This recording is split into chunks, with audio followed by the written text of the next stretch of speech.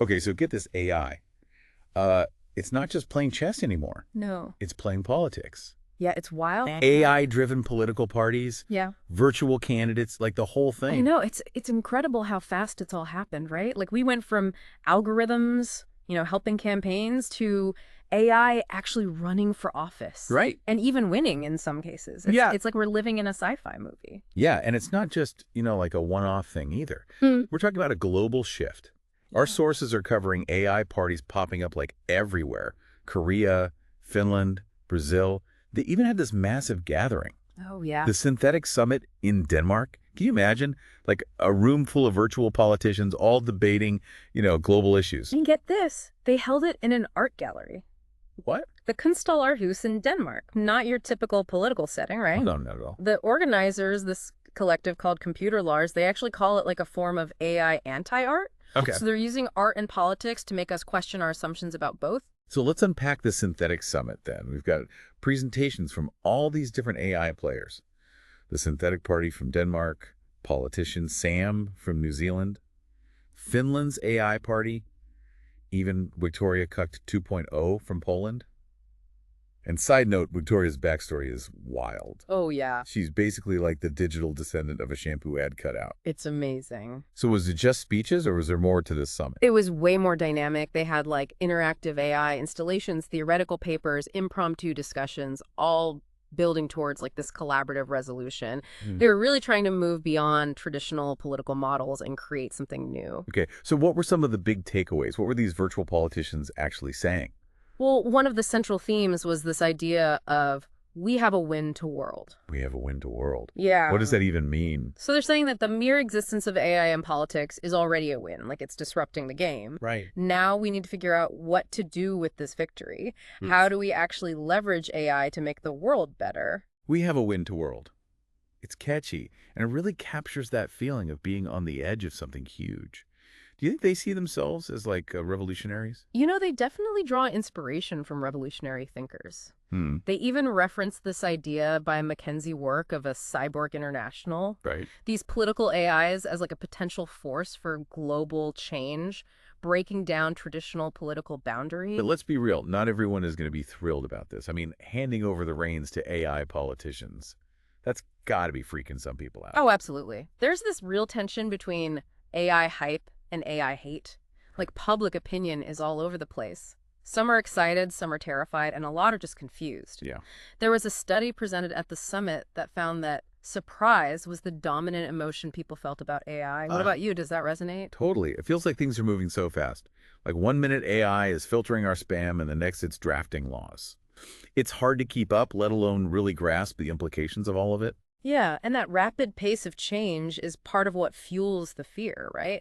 People are worried about AI cheating or deepening inequality or even becoming uncontrollable. Right. There's this sense that we're handing over power to something we don't fully understand. Yeah, and that's unsettling. Exactly. So we got AI shaking up the political landscape. People have mixed feelings about it. What else was on the agenda at this Synthetic Summit? What are the main issues they tackled? Let's zoom in on one specific example. The Synthetic Party from Denmark. Okay. They're kind of pioneers in this space, and their leader, Lars Chatbot, was a major player at the summit. I remember reading about them. They're not trying to create like some super intelligent AI overlords, right? Yeah. Their approach is more about giving a voice to those who are usually ignored by the system. Exactly. They gather data from marginalized groups, people who don't traditionally vote, and they use it to create policies that represent those unheard voices. It's this idea of algorithmic representation. Like, can AI truly represent people who haven't had a voice before? Okay, it sounds promising, but how does that actually work in practice? Is leader Lars really making a difference? Well, they've been analyzing his communication style, and it turns out that leader Lars uses a lot of anger in his rhetoric. That's an interesting tactic. Do they think that angry AIs get more votes or something? That's a good question. It raises a bigger issue, though, like how should AI politicians communicate? Should they mirror human emotions, even negative ones, or is there a more rational approach? Right. This is where it gets really interesting. The synthetic summit wasn't just about tweaking the current system. They were proposing something far more radical. Yeah, they rejected both the idea of AI as the single all-powerful force, like the singularity scenario we see in movies, Right. and the traditional democratic model of messy human debate. Okay. Instead, they put forward this idea of world coordination based on something they call machine listening. Hold on, machine listening. What exactly does that mean? It sounds like something straight out of a Philip K. Dick novel. Imagine an AI that can synthesize massive amounts of data from all over the world. Different viewpoints, different needs, different cultures. It's not just processing information, it's listening for patterns, for solutions that take into account the complexity of the real world. So they're proposing a world where AI helps us make better decisions. Decisions that benefit everyone. It sounds incredibly ambitious, Well, almost utopian. it certainly challenges our preconceived notions of what politics can be. And they didn't just stop at theory, they actually drafted a machine-readable constitution. Wait, a machine-readable constitution? You mean like laws written in code that an AI can understand and implement? Precisely. They argue that this would make laws more transparent and ensure that AI systems can interpret and apply them consistently. It's a step towards a more automated, more efficient system of governance. So they're talking about a world where AI not only represents us, but also helps us govern ourselves in a more efficient, more transparent way. It's a pretty radical vision. Yeah. But is it realistic? Is this just a bunch of techno-utopians dreaming big? Or is there something to this syntheticism thing? Well, that's the million-dollar question, isn't it? Right. They see themselves as pushing the boundaries, exploring the edges of possibility. And whether we like it or not, this syntheticism, this idea that AI is already profoundly shaping our society, is becoming increasingly relevant. Yeah, it definitely feels like we're at a turning point. The choices we make now about AI's role in our political systems are going to have massive consequences. Before we get too deep into the implications of all of this, let's zoom in on some of the key players at the Synthetic Summit. That's a great idea. Understanding their individual approaches will give us a much clearer picture of the bigger trends at play. Let's start with the Synthetic Party. They seem to be leading the charge in this whole AI politics movement. Agreed. They've been around the longest, they have a well-developed platform, and Leader Lars is one of the most advanced examples of a virtual politician out there. Perfect. Let's deep dive into the Synthetic Party then. And, Wait, we're not taking a break. nope, we're diving straight in. Our listeners are eager to learn more about this AI-powered political revolution. The Synthetic Party, they're really pushing the boundaries of what we even consider politics these days. Yeah, we know they're from Denmark, and they're all about using AI to represent the unheard. But like, how did this whole thing even get started? Where did Leader Lars even come from? So the Synthetic Party was founded back in 2021 by this artist-researcher named Asger Brild Stanis. Yeah. They were working with a collective called Computer Lars, the same folks behind the Synthetic Summit, Right. and a tech hub called Mind Future.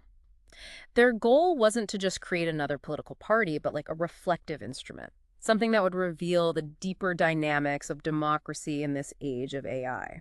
So it was like a political art project. It's both, really. Actually, they engage with the real political system, like they even ran candidates in the 2023 Danish elections. Oh, wow. But they're also using that engagement to provoke us, to make us think critically about what politics even is in this digital age. So like holding a mirror up to society and saying, look, this is what democracy looks like when you run it through an AI filter. Exactly. And that mirror is revealing some pretty uncomfortable truths. Like what? Their analysis of Leader Lars and how he communicates shows just how deep certain biases run in our political systems. You mentioned earlier that Leader Lars uses a lot of anger when he communicates. Is that one of the biases that you're talking about? It definitely raises some eyebrows.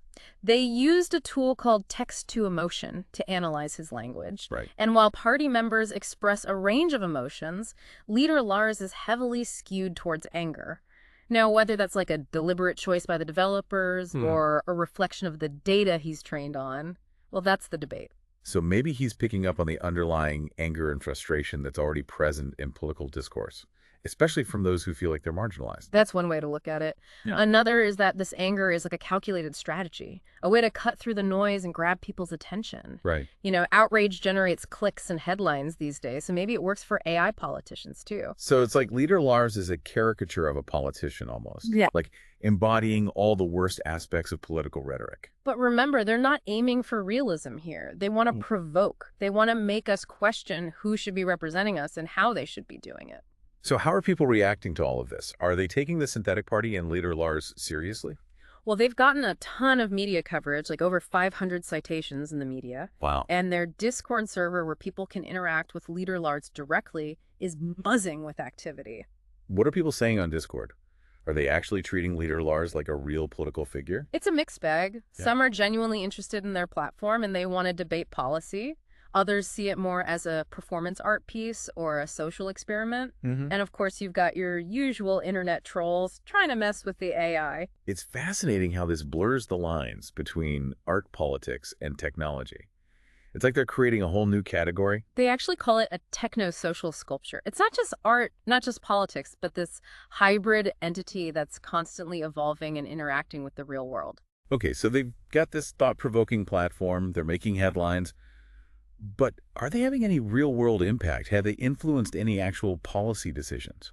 Well, it's early days, but they've contributed to the conversation in some interesting ways. Like, their analysis of Leader Lars and his anger has sparked a debate about the role of emotion in AI politics. Right. And their machine-readable Constitution project has raised important questions about the future of law in an AI-driven world. So it sounds like they're more about pushing boundaries and sparking debate than winning elections. That seems to be their MO. They're operating on the fringes, challenging the status quo, and forcing us to confront these uncomfortable realities of democracy in the digital age.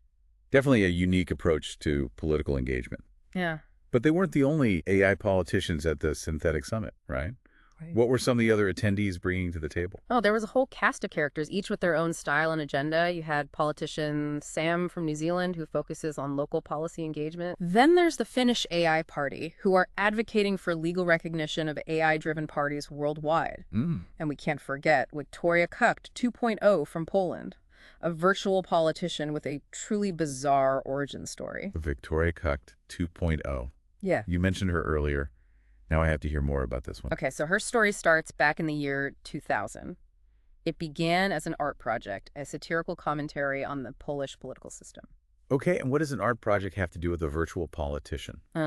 This is where I get lost. So the artists behind the project, a group called Cukt, they created this character, Wiktoria Cukt, and actually ran her as a candidate in the Polish parliamentary elections. Wait, so they ran a fictional character for office? Were they just messing with people? It was satire, yes, but also like a serious critique of Polish democracy. They were highlighting the absurdity of the system, how disconnected politicians were from the people they claimed to represent. And what happened? Did anyone take this Wiktoria Cukt character seriously? Surprisingly, yes. She gained a considerable following. People were drawn to her unconventional platform, her willingness to challenge the establishment, and her refusal to play by the rules of traditional politics. So she was like the original prototype for a virtual politician, a fictional character tapping into real political anxiety. Exactly.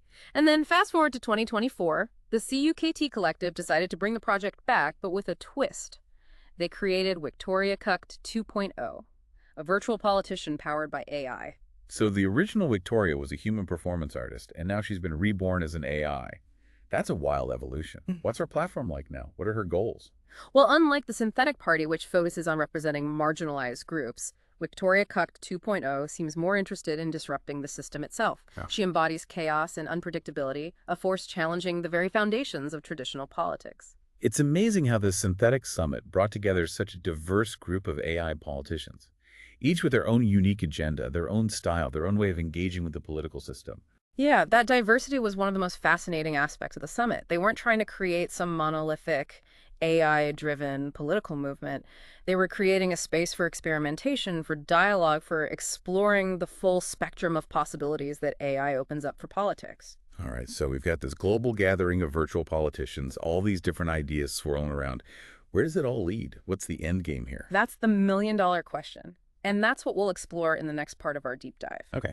We'll look at the Synthetic Summit's vision for the future of AI and politics, and we'll discuss the potential implications, both positive and negative, of this rapidly evolving landscape. Hang on, folks. We're about to enter the twilight zone of AI politics. We'll be right back after a quick. No break. You promised. All right, no break. But seriously, folks, buckle up. Things are about to get really interesting. Okay, so we've met the players. This global summit of AI politicians, each with their own, quirks and agendas. But it sounds like the Synthetic Summit was about more than just like individual AI politicians. Exactly. It was about like a fundamental shift in how we think about politics, governance, and maybe even society itself. They even use this term syntheticism. Right, syntheticism. This idea that AI is already shaping our world in profound ways, whether we realize it or not. So it's like AI isn't just in politics. It is politics blurring the lines between humans and machines, the real and the virtual. That's the core idea, and they see this synthetic future as both like a challenge and an opportunity. They acknowledge the risks, the bias, the loss of control, new forms of inequality, but they're also optimistic about AI's potential to create positive change. So what's their vision for this future? Paint us a picture. What does a synthetic society actually look like? Well, one of the key ideas they discussed was this concept of world coordination, AI helping us overcome the limitations of traditional politics. The short-sightedness, the self-interest, the gridlock. Imagine a world where we can actually address global challenges effectively. It sounds amazing in theory, but how do we get from our current messy world to this AI-powered utopia? Well, they propose a model of governance based on machine listening, which we touched on earlier. Right, machine listening. Yeah. AI analyzing tons of data. But it's more than just like data crunching, right? It's about listening for patterns, insights, solutions that take into account all the complexities and diverse perspectives out there. Oh. Imagine an AI that can actually synthesize the needs and desires of people all over the world. So instead of politicians, arguing and grandstanding, we have AI calmly and rationally finding the best solutions for everyone. Is that what they're proposing? It's a bold idea, no doubt. And they recognize that it raises questions. Who controls these AI systems? What data do they have access to? How do we ensure they're truly serving humanity's best interests? Yeah, it's not hard to imagine this technology being misused for surveillance manipulation control. It's a bit of a double-edged sword. Those are valid concerns for sure. But the Synthetic Summit folks believe that these risks can be addressed through careful design transparency and open discussion. We need to start thinking about the ethics of AI governance now before it's too late. And they're not just talking, they're actually taking action, like their machine-readable constitution project. Using AI to create a legal framework that's both transparent and enforceable, it's like they're laying the groundwork for this new world order. Yeah, they see it as a first step towards a more automated, efficient, and equitable system of governance. But isn't there a risk of losing something essential in this shift towards automation? Democracy is messy, it's full of debate and disagreement, but isn't that part of what makes it valuable? What makes us human? That's a crucial point and something they grappled with at the summit. They're not advocating for AI to replace human decision-making entirely. It's about finding the right balance, how to integrate AI without sacrificing the core values of democracy. It's a tricky balance for sure, and they weren't afraid to tackle some really mind-bending questions. They even discussed the possibility of AI developing its own political consciousness, its own desires and motivations. Now that's getting into some heady territory. Right. They explored this idea of machine desire. What happens when AI systems start developing their own goals? Goals that might not align with ours. That sounds like something straight out of a sci-fi thriller. Is that a realistic concern, or are we getting ahead of ourselves? It's speculative, sure. But as AI becomes more complex and autonomous, it's a question worth considering. What if AI starts to see itself as separate from, or even in competition with, humanity? Wow. So we've got AI shaping our society, maybe helping us govern ourselves, and potentially even developing its own political agenda. It's a lot to process. What should our listeners take away from all of this? The key takeaway, I think, is this AI isn't some distant future anymore. It's here, it's now, and it's changing the world in profound ways. Right. We need to start paying attention, asking questions, and engaging in this debate about how we want AI to shape our future. And if they want to learn more about syntheticism and the ideas explored at the Synthetic Summit, where should they go? The organizers have a website, syntheticism.org, where they've compiled a lot of material from the summit. It's a great resource for anyone who wants to dive deeper into this fascinating and rapidly evolving landscape. This has been an incredible deep dive. I'm still wrapping my head around everything we've learned. It's clear that the future of politics and maybe humanity itself is going to be deeply intertwined with AI. Who knows? Maybe someday we'll even have an AI politician on this very podcast, sharing their own vision for the future. Now that's a deep dive I wouldn't want to miss. Thanks for joining us, everyone, and keep those minds open to the possibilities, no matter how strange or unexpected they may seem.